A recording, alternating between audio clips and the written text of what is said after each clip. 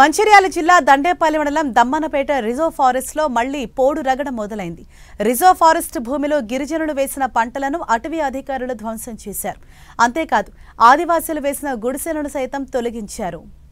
Reserve forest కు చెందిన భూమిలో 3 నెలల క్రితం ఆదివాసీలు పంటలు వేశారు.